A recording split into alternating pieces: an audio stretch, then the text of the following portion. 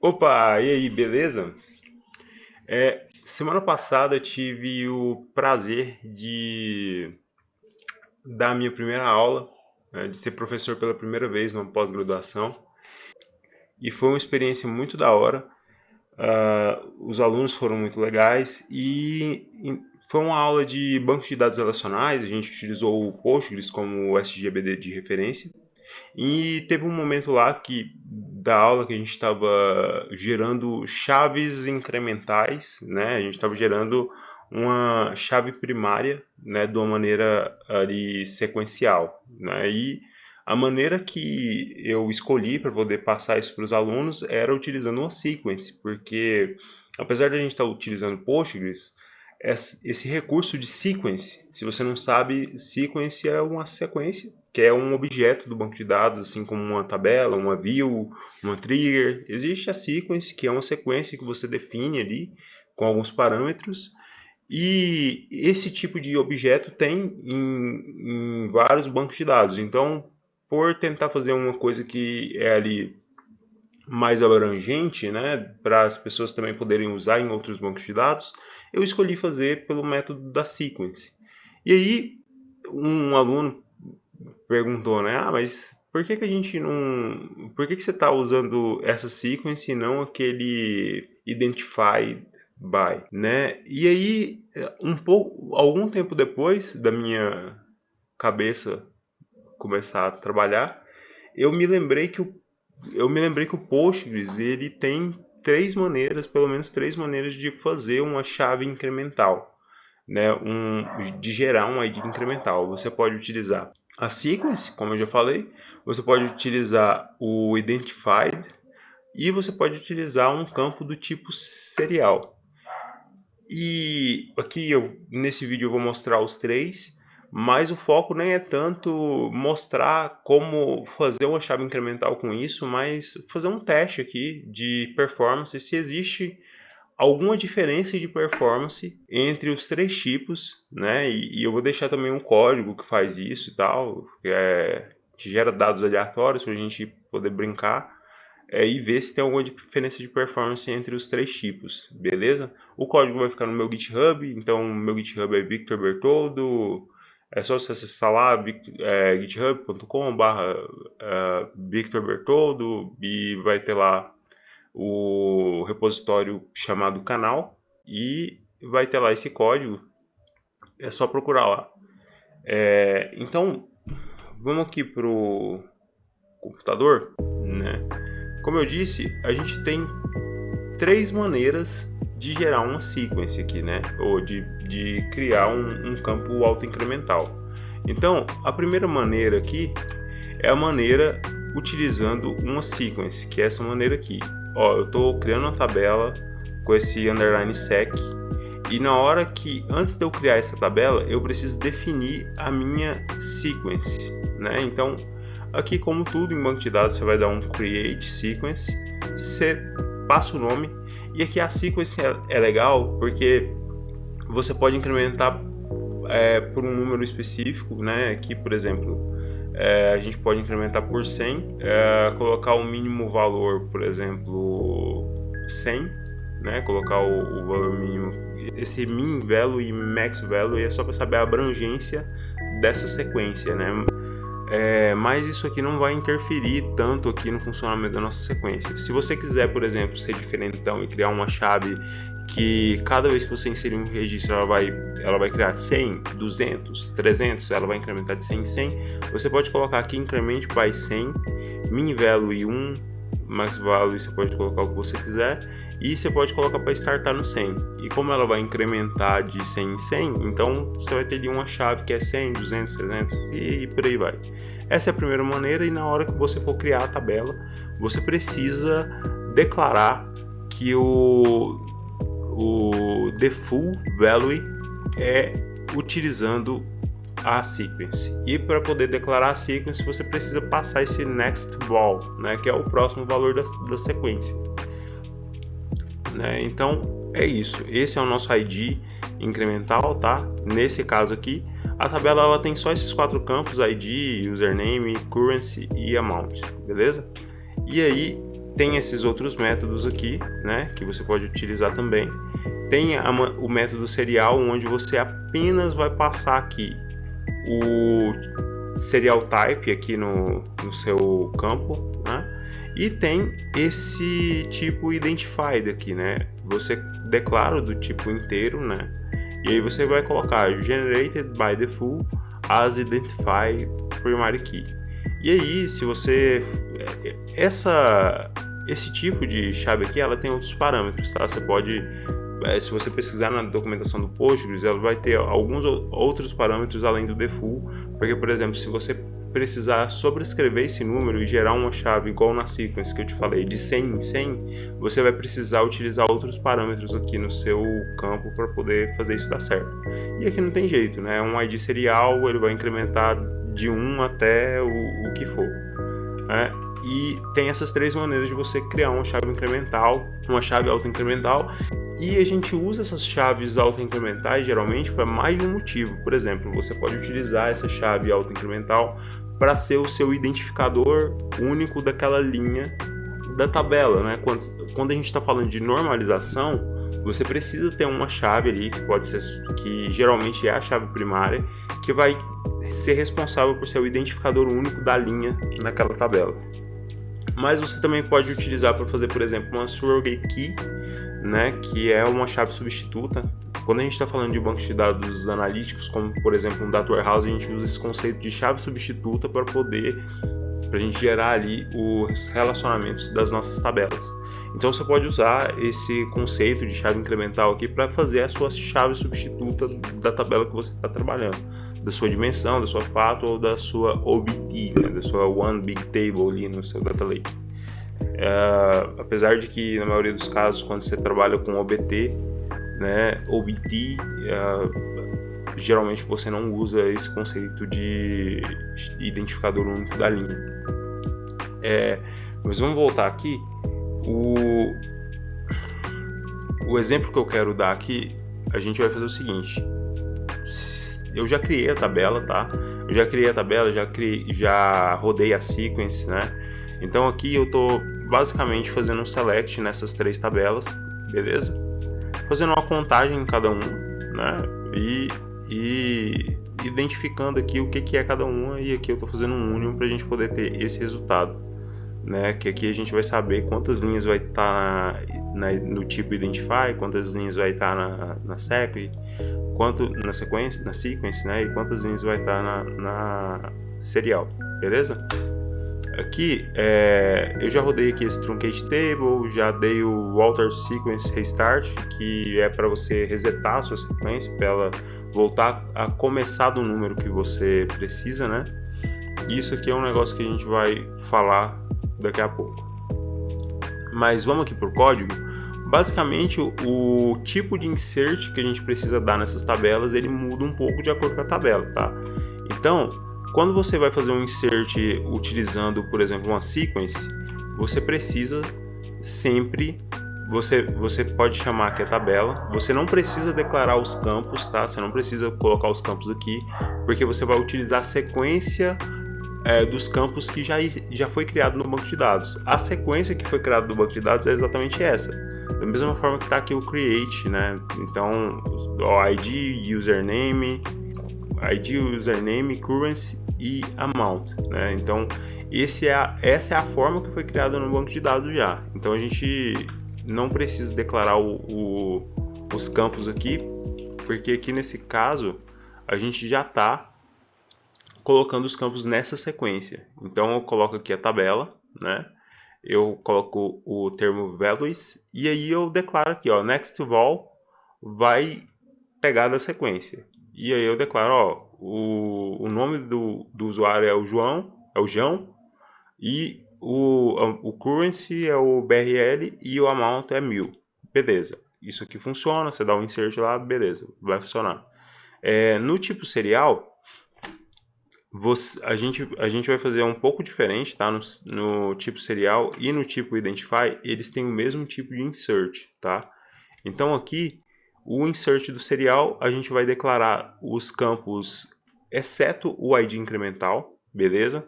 E você, na mesma ordem que você declarou os campos, você declara os valores, beleza? O próprio Postgres, o próprio banco de dados, ele vai se encarregar de gerenciar o valor do ID para você. Então, se a gente ir aqui também no Identifier da mesma forma, você não precisa declarar aqui o ID. Então, se a gente pegar aqui esse cara, né, pegar aqui o serial e executarmos aqui no banco de dados, ele vai inserir o dado aqui na tabela, beleza? E aqui na tabela, deixa eu atualizar aqui, e aqui na tabela ele já vai se encarregar aqui de gerar um ID aqui para esse cara, beleza? Aí eu criei o campo do tipo serial e ele criou esse ID estranho aqui, né? Um ID que começa lá no 1 milhão, porque eu já fiz uns testes aqui nessa tabela. Então, o que acontece? O serial, por trás das contas, né, o que o Postgres faz quando você utiliza esse campo tipo serial, ele cria uma sequence por trás, né? Mas ele mesmo gerencia essa sequence e o próprio banco de dados vai controlar essa sequence. Então, se a gente pegar aqui, ó, por isso que tem esse código aqui, ó, select current vol, né, que a gente quer saber o valor corrente, e aí a gente usa essa procedure interna do Postgres para a gente saber qual que é o próximo valor, né, o valor corrente da nossa sequência, né, relacionada a essa tabela purchase serial e o campo, né, que não é a tabela que a gente criou a sequence, tá? É a tabela que a gente colocou lá ID e colocou o tipo do campo como serial. Por trás o Postgres cria isso sozinho, beleza? E aí, se eu fizer um select aqui, ele vai trazer aqui o valor corrente da minha sequence. Então, para eu poder resetar isso aqui, eu teria que resetar essa sequence, mas eu não vou fazer isso. Mas só para você saber que basta você resetar a sequence do campo. Só que eu tenho que saber qual que é o nome da sequence para poder fazer isso. E aqui eu não estou afim de procurar aqui, meu dbeaver está configurado de um jeito que ele não mostra esse objeto sequence aqui do banco, então dá um pouco de trabalho de eu descobrir o nome aqui, então não vou correr atrás disso agora. Mas só para vocês saberem, o serial por trás ele usa uma sequence, mas é o próprio Postgres que gerencia essa sequence, beleza? Então vamos lá, né? Eu fiz um código aqui.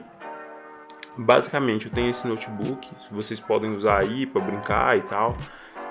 Aqui vocês vão ter que instalar aqui esse cara, né, que eu não sei falar o nome dele, que é a biblioteca que gerencia o DB API do Python com Postgres, né?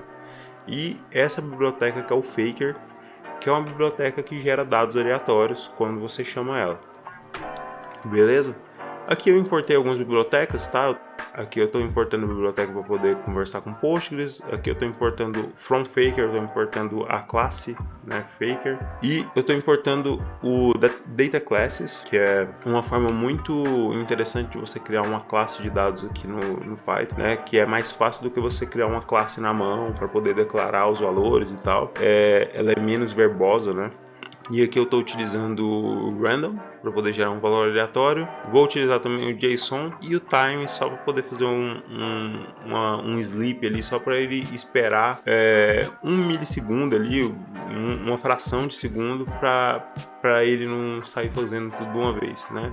Só para ele dar uma pequena pausa ali em alguns momentos. E aqui eu estou chamando a classe Faker aqui, instanciando dentro dessa variável, e estou nomeando aqui o nome do meu database, né, com esse dbname formula, beleza? Aqui eu estou criando a minha classe de dados, tá? A minha data class é purchase, né, que é a classe de compras aqui, e aqui eu estou declarando os campos que vão fazer parte dessa classe, né, e quais são os tipos dele. Então aqui tem o username, tem o currency, tem o amount. Esses valores aqui eles são string, né, e o amount ele é int. Então eu estou gerando um campo aqui, tá, the full factory. E aí o que eu estou definindo nesse campo? Eu estou utilizando o faker para poder trazer um dado aleatório para esse campo username, beleza? Da mesma forma com o currency code, né, para poder falar qual que é a moeda. E o amount eu estou utilizando o random mesmo, para poder gerar um valor aleatório entre 10.000 e 20.000, só para a gente ter aqui um valor aleatório, beleza? E aqui tem a nossa função da nossa data class, que é a função de serializar esses dados. Eu estou criando aqui um JSON, né, com esses 3 campos e trazendo aqui os valores que a gente criou aqui na nossa classe para dentro do campo, né, utilizando self. O nome dos campos aqui que a gente instanciou. Beleza? É isso que esse cara está fazendo. Então vamos executando aqui. Eu vou executar o import, vou executar aqui o instanciar o faker, vou executar a nossa data class. E para poder criar uma data class, lembra sempre que a gente tem que utilizar esse decorador aqui, né? Sem o decorador não vai funcionar, beleza? Decorator, né? Enfim.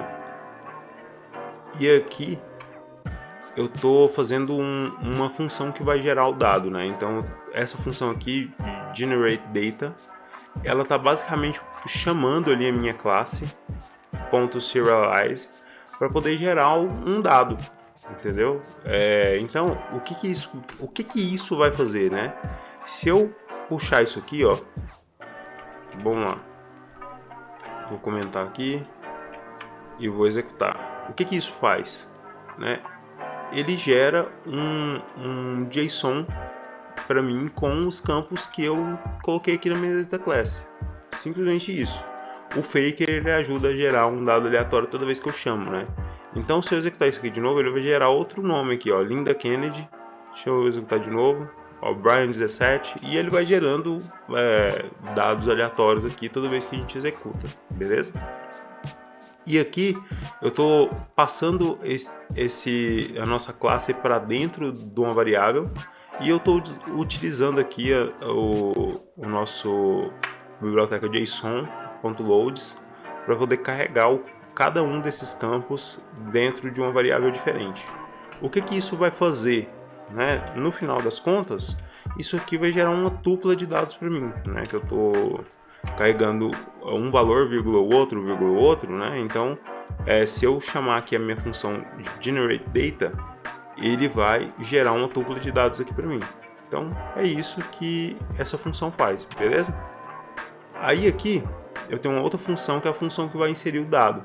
Só que eu tenho diferentes formas de inserir o dado. Vocês viram lá que eu insiro o dado de um jeito quando é serial e quando é identify, e eu insiro o dado de um outro jeito quando é com sequence, né? Então aqui o que a gente está fazendo nessa função?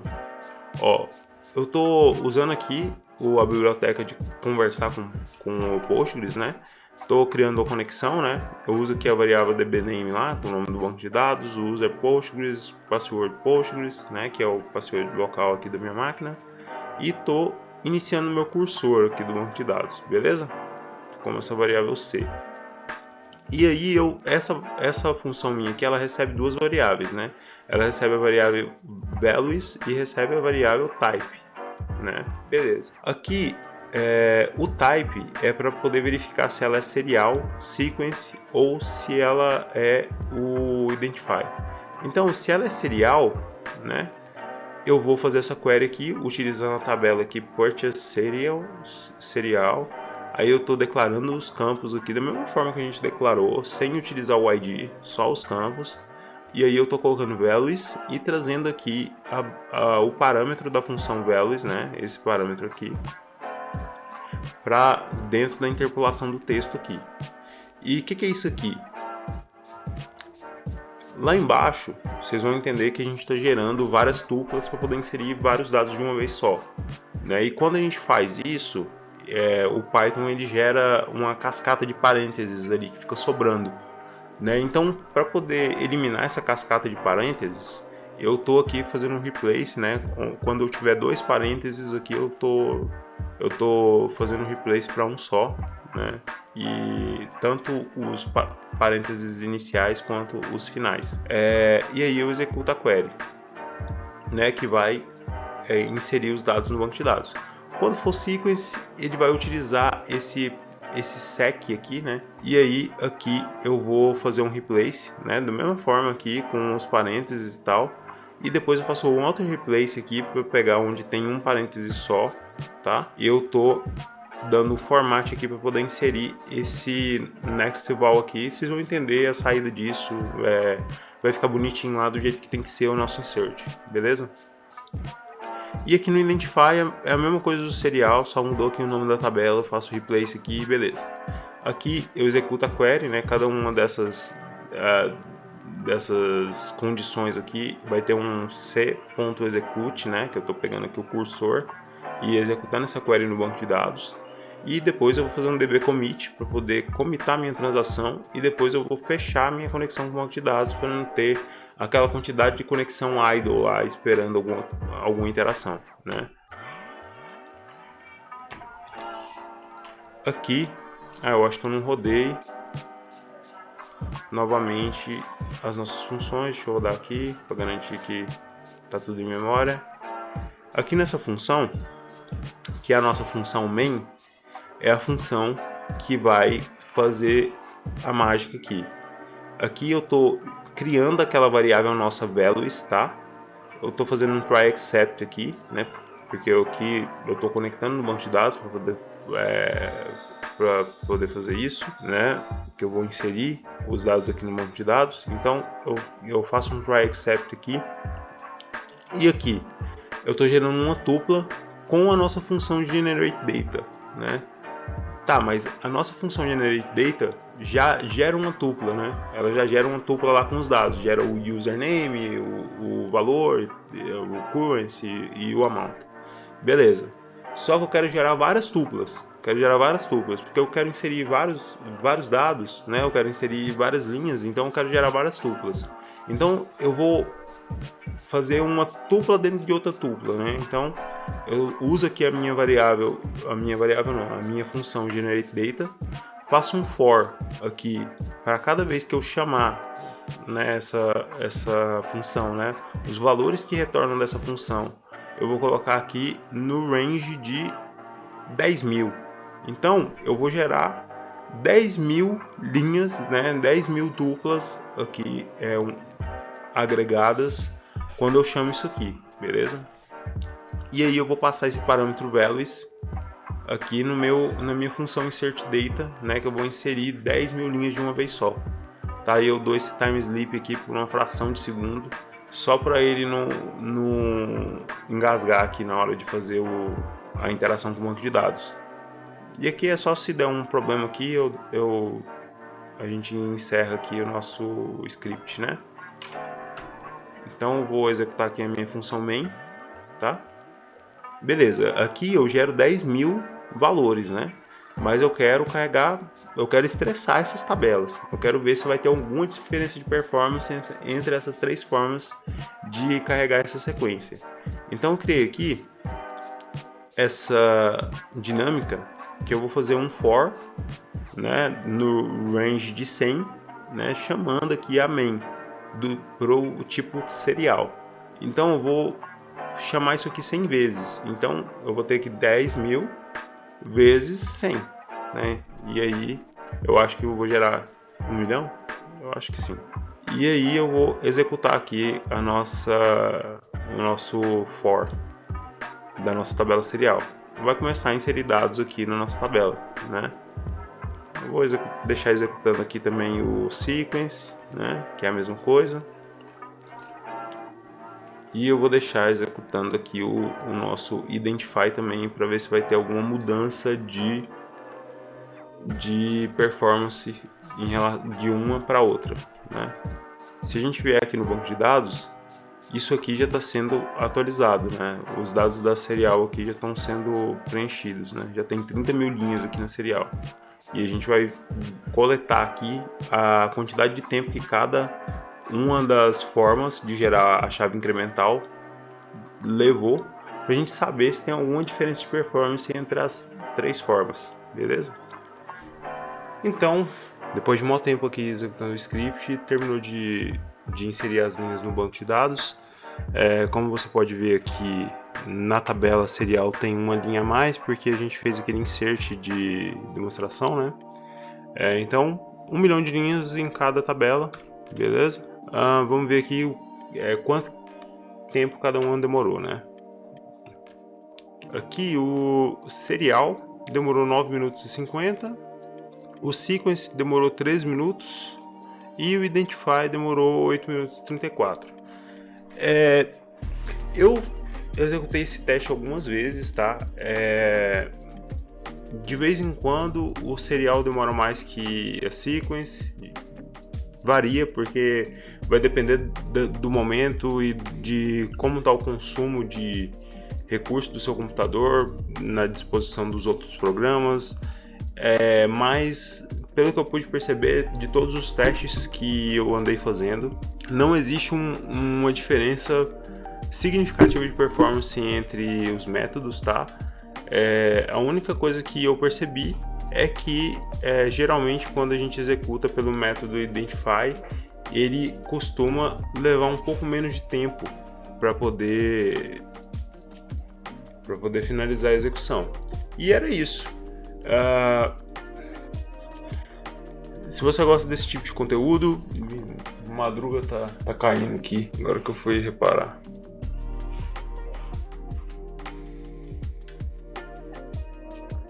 Então é isso, se você gosta desse tipo de conteúdo, se inscreve aí no canal. Se você curte conteúdo sobre dados, bancos de dados, ciência de dados, todo o conteúdo relacionado, principalmente relacionado a certas tecnologias como o DBT, Click, e também relacionado à temática de arquitetura de dados, como por exemplo normalização, data warehousing, entre outras coisas, se inscreve aí no canal, que a ideia é postar um vídeo por semana. E é isso. Um abraço. Opa! Ixi, tá doidão. Do nada ele começou a querer estourar. Vai entender. Tinha que falar de perto, agora tem que falar de longe. Opa! Se eu gosto desse...